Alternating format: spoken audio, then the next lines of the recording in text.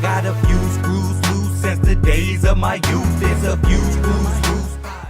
And there's been a couple of times where I completely lost control and completely just, we like to use the term blacked out.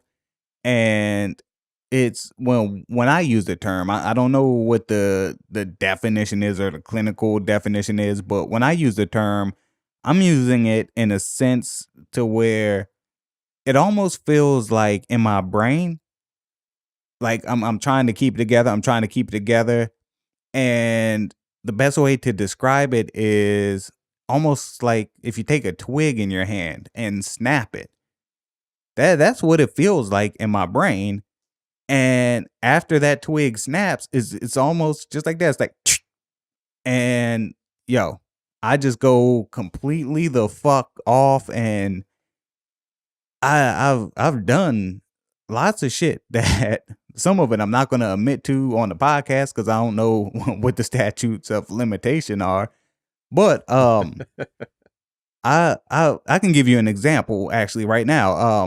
One time my old girlfriend, we were this was when I was younger, but we were having an argument, and some dude that she was cheating on me with kept calling her phone, kept texting her phone. And so one day we're sitting on the couch and I see this is pre-iPhone, before you can make it just say message. The actual text message used to come across the phone. And I'm like, yo, this nigga still texting you? So she looks at me and says, no. Man, that's what I heard in my brain. That little twig snapped and I just lost my shit. So I take her phone outside and I like launch that shit into the concrete and then stomp on the shit, right? And then I look at her and say, fuck you. And I just got in the car and left.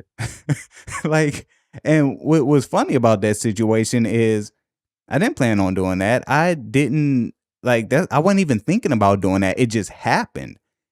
And then it's like after I calmed down and after, like, I've even done that shit to my own phone. I get pissed off at someone on the phone and I throw my own phone and break it. Phones are not cheap. This is back in the day where you had to get those 2-year agreements and still pay like $300 for your phone. Man, phones weren't cheap. And I broke a lot of fucking phones. Now, that's not something I planned on doing. It's not something that I wanted to do because it's hurting me more than it's hurting the person on the other end of the phone. Shit, it's not hurting them at all.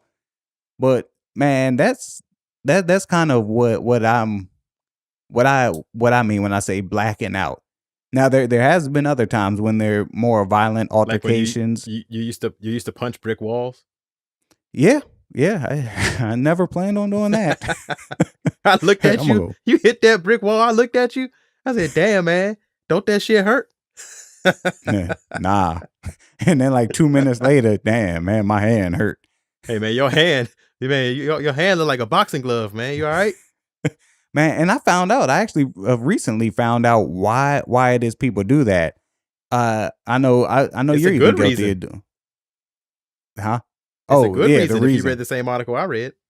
Yeah, and it's basically misdirecting your anger at that particular time because you don't want to hurt the person that you're actually angry at. That's what I read. Well, see, you brought that up, and that was actually kind of what I was going to say in response to what you said about losing control. I was going to say I don't consider that losing control because, I mean, look, let's go back. Let's go back in the day. I'll give you examples. I used to break the hell out of my Nintendo controllers, which I swear those things are the most sturdy constructed devices in history.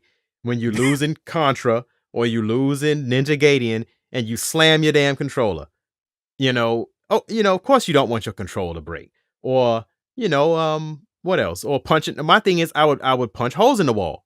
I would know I'm going to punch a hole in the wall before I do it.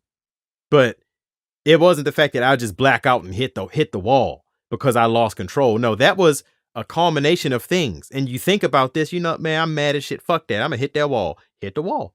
And then you're fine. So I don't consider that losing control. I consider losing control, all right, the saying, hold my beer, or in our black people case, we say, fuck it. Yeah.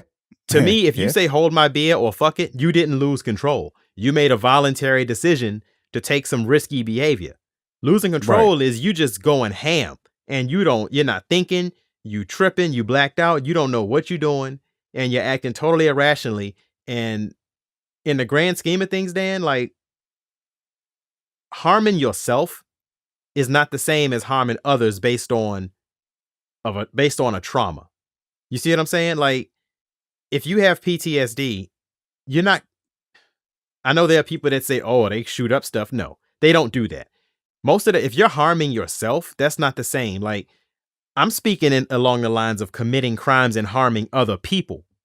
About you don't have a right to blame other people for your circumstances and then expect sympathy when you harm others, because you're harming others. Now, you can harm yourself. I'm not saying it's okay to harm yourself. No, look, a few screws loose podcast does not advocate self-harm. Disclaimer. But what I'm saying is, I can't just look at someone and forgive their actions, especially as a grown-up,